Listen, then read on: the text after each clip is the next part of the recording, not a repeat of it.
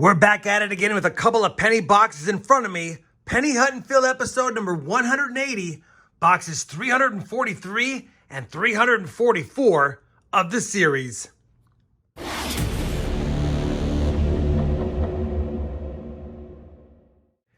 Hey everyone, it's RobFindsTreasure and welcome back to the channel. It has been a long time since my last Penny Hunt and Fill episode, so I'm excited to get into this one.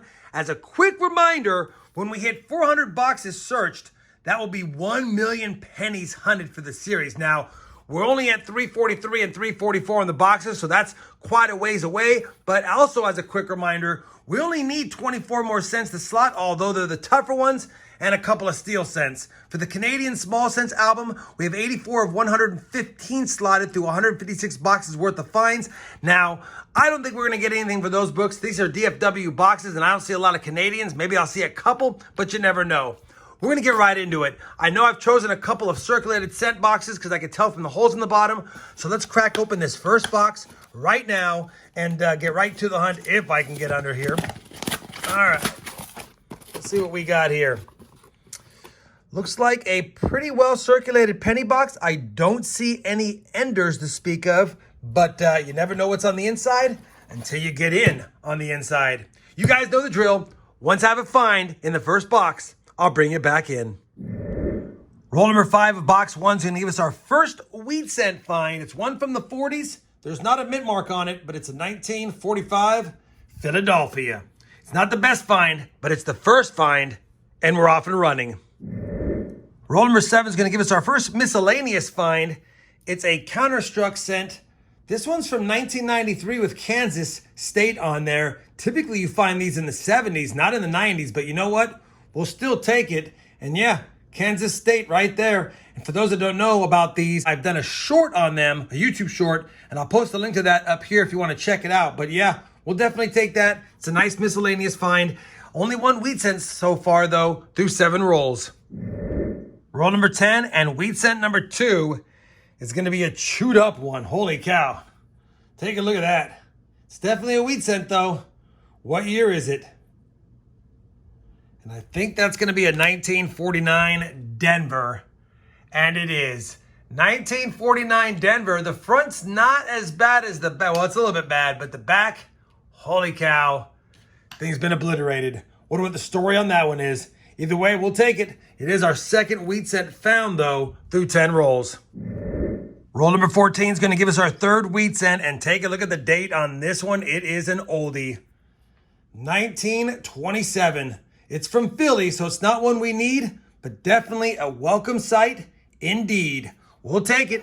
Third wheat cent on the board, 14 rolls in.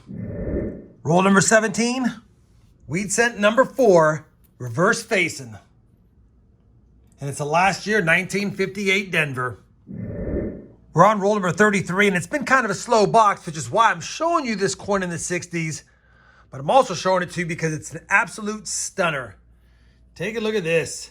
1962 BU red with a little splash of toning. It's an awesome looking cent, and it is a 1962 Philly, so we can check it for the doubled die, which is prominent on the date. I don't see any doubling on this one, but it's definitely a beauty. And just for funsies, let's flip it around and take a look at the steps of the memorial building. Yeah, it's a nice looking cent. We'll definitely take that. It's our first red cent of the hunt to go along with 4 Wheaties. Roll number 41, and we finally made it to our 5th wheat cent. Reverse facing, and it looks kind of slick by the back. Hopefully the 30s are earlier. But it's just going to be a 1953, although it is a 1953 San Francisco, and I'll definitely take that for sure. 5 wheat cents on the board, 1 oldie, 9 rolls left. Copper's been good. Roll 44, wheat cent number 6, a 1957 Denver. Well, unfortunately, that first penny box was kind of light, obviously, with only 6 wheat cents on the board, although we did get one from the 20s, and I'll take less wheat cents if we can find some oldies. We also got the Counter-Strike Kansas State penny. We got the world's worst 1986 Canadian cent. It's terrible, but we got one. A total of 7 1959s. I guess the population is back from me not hunting in the last month or so. So anyway, it's good to see. We got one beautiful red cent here. And yeah, I know I'm touching it, but I don't care. It's got a little toning anyway, and it's beautiful. Love the way it looks. 1969 San Francisco. Not the DDO, but we'll take it. And decent on the copper. 2 pounds, 10 ounces in that first penny box. And definitely well on our way to 5 pounds after 2 boxes, because that's more than 2.5 pounds in the first one. Speaking of getting onto the second box, let's go ahead and slide it over, open it up. Pray it's got more wheat cents than the last one, but also pray that it's got some oldies or ones we need for the book. Holy cow, this is glued up high. Let me go ahead and get it started. I'll be back in just a second. All right, that should do it, I think. Holy cow. All right. Well, I definitely don't see as much copper as the last box, at least not on the top side, and I definitely don't see any end coins worth mentioning. You guys know the drill again. Box number 2, we're a far cry away from getting 10 per box. We need 14 in this one, but I'll take whatever we can get, and I'll see you when I get something to show you. Roll number 3 of box number 2 will give us our first find of the second box. It's going to be a 1951 Philadelphia minted wheat cent for the board. Roll number 59 of the 2-box hunt, and we've got wheat cent number 8 of the hunt. It's another one from 1951 from this box, but this time we have it from Denver. Now let's find some more. Many rolls later, we are now up to roll 75 of the hunt. Our 9th wheat cent, 3rd of the second box, so definitely a slow 2-box hunt so far. That's going to be a 1942 Philadelphia, and other than a 1927, that's actually our oldest find so far of the hunt. Roll number 85 of the hunt, and the wheat cents have been far and few between. But luckily, finally, we have our 10th one here, and that makes double digits. It's a 1944 Denver to boot, so we'll definitely scope this one for that 44D over S. I have a video on this I'll put up here, but even in conditions like this, if you find it, it's worth about $100. Of course, to find the D over S over mint mark, you definitely want to have more of an S showing above here and through here. That's just a little bit of damage, which made it look oblong. All right, 10 wheat cents, finally. Hopefully that means we'll find a few more. Can we at least get to a dozen before the end of the hunt? We'll have to see. Roll number 92 of the hunt.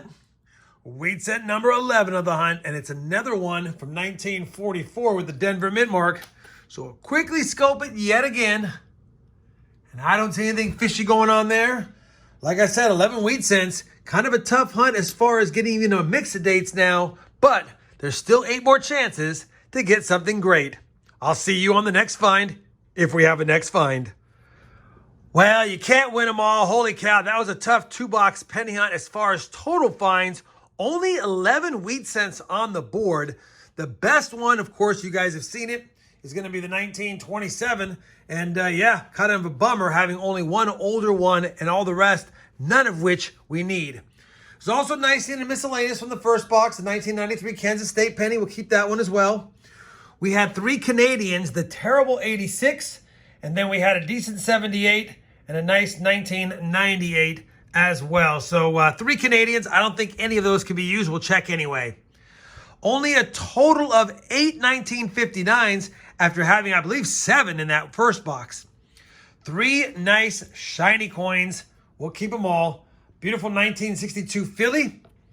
A really nice 1962 Denver. Not as nice as the one that's the 62 Philly. And then looks like it was in a roll on the end, a toned 1965. So 3 beautiful coins, 2 of which are toned, and I love those.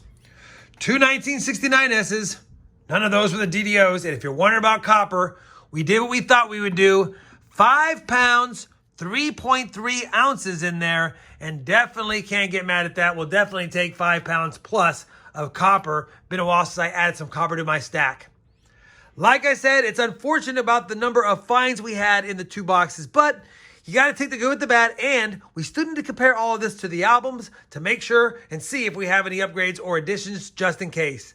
Let me do that now, and then I'll be back with a look at those albums and some final thoughts on this 2-box penny hunt. All right, we have finished comparing all of today's finds to both albums. Unfortunately, no upgrades or additions for the Canadian Small Cents albums, but we were able to replace this 1927 Philly. As you can see, it's very slick, has a lot of damage, with the one in the album, and the one in the album has way better detail than that one. So we'll definitely take that. It's nice seeing an upgrade this late in the game. No additions, unfortunately, as expected. And yeah, you could make a case for me to change out the 62 and the 65 in here, but I didn't want to replace them. The ones in here are really nice, and I'm going to go ahead and put those in my, or at least the 2 that I found today, in my nicer rolls and store them differently. That being said, we are hard stuck at getting additions. So now after 344 boxes searched, even though we had an upgrade today, still no additions, and of course 158 boxes searched for the Canadian Small Cents and nothing going on there. So yeah, tough hunt. I'm sure you guys will agree, but you got to go through the tough hunts to get the good hunts. And even though it was kind of a tough hunt, we did see a penny that was almost 100 years old today. We got some bright and shinies. We got a state stamp one and another 5 pounds plus of copper. Hopefully, despite the lack of finds, you guys still enjoyed today's 2-box penny hunt. If you did, I certainly would appreciate that thumbs up. And as always, everyone, happy hunting and thanks for watching.